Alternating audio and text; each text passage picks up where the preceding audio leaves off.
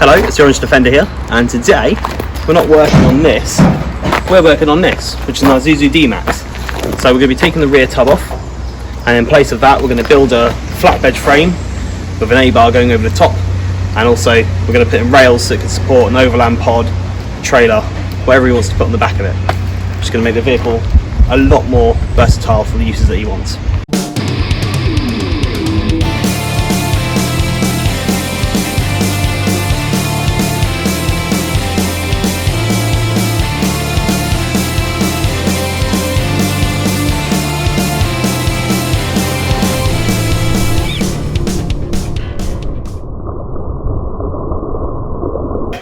Idea, take off all this, take the tailgate, rear tub, which apparently is only 6 bolts. Lift it off and out of the way. Once we lift it off, we'll give it a good clean with a pressure washer, and then start building our frame, which we built out of steel. So you'll have an A-frame going top here and across, and a flatbed on the back.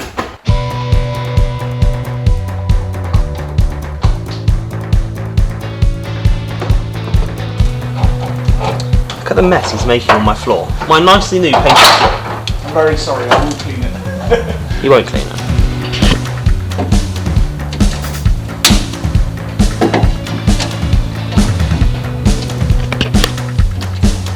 Right, that is all the wiring sorted out, so now... Well, it's fuel cap, isn't it? Fuel pipe? The fuel filler pipe needs to come off, because that comes up from the tank which is there and goes up into the side of the tub. So we'll have to disconnect that. It must hurt people to see me doing this. Why would it be painful? Because I was sitting there doing this, going, oh, this is taking forever. I just do one thing and I'll do it.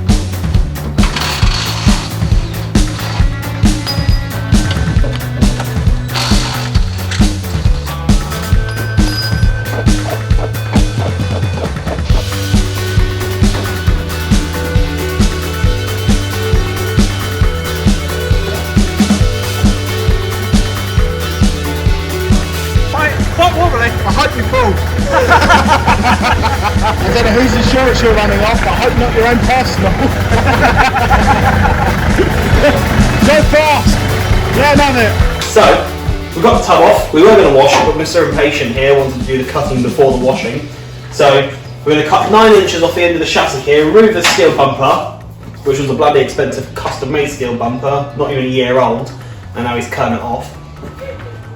This will allow for better departure angles, and then we can start building the frame to make the flatbed on the back of the truck.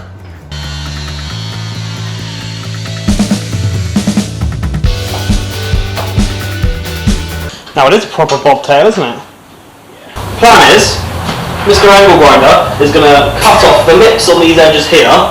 Just we're going to mount some 40 by 80 box section straight up, running the side of the chassis inside here, to make 4 struts.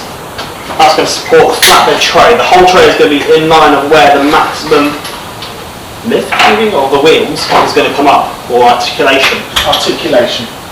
Yeah, that's the word, articulation. That's going to be the maximum. So it's going to be about this high here, stick up a complete tray out to the back, and out to here. And these arms will come straight up, and maybe have some supports coming down, just to make it look like they're strong. Yeah. Hopefully. I'd go with that. So, get out of his way.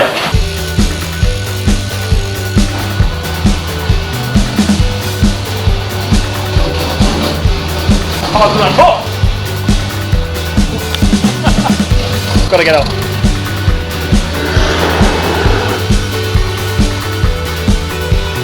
Yob.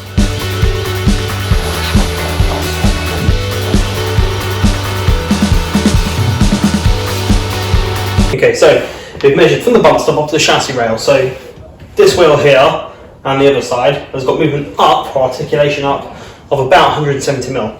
So we're going to start our tray height up here 200 mil above the centre point here, which is the highest the wheel can possibly go to give a 30 mil gap. So this height comes on here. We're going to weld these struts on here, 4 struts, all the same height, to give the box section for the flatbed tray to go on the back.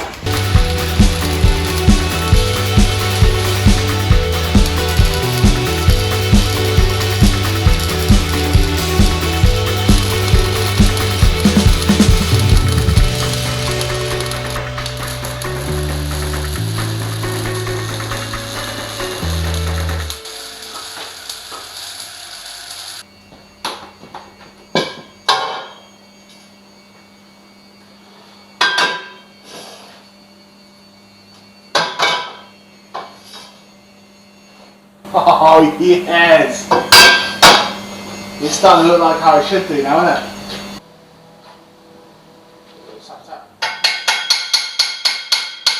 Okay, that's the frame all made. So, frame or bed. So we've got a big flat piece of checker plate on the back here. Next up, we've got to make a support coming down here, angled up. That'll support the light clusters, number plate, reversing camera, reversing light, etc. And then make an A-frame going over the top, just to add a little bit of style really, make it look good. So, first, let's cut some steel, get it down here, get the lights all fitted, and then get that checker plate on here.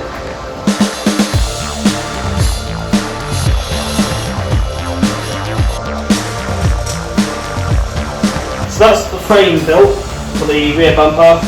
The lights are mounted in, they're not wired in yet. And the bed is ready to have the checker plate fitted to it. So we'll end this video now. In the next video we'll mount the checker plate, make a solution for the fuel filler pipe, because we're deciding on a way to mount that properly, and also wiring the lights, put the number plate on, and put a reversing camera on it. And then we can start looking at making an overland pod that'll hook on the back. See you next time.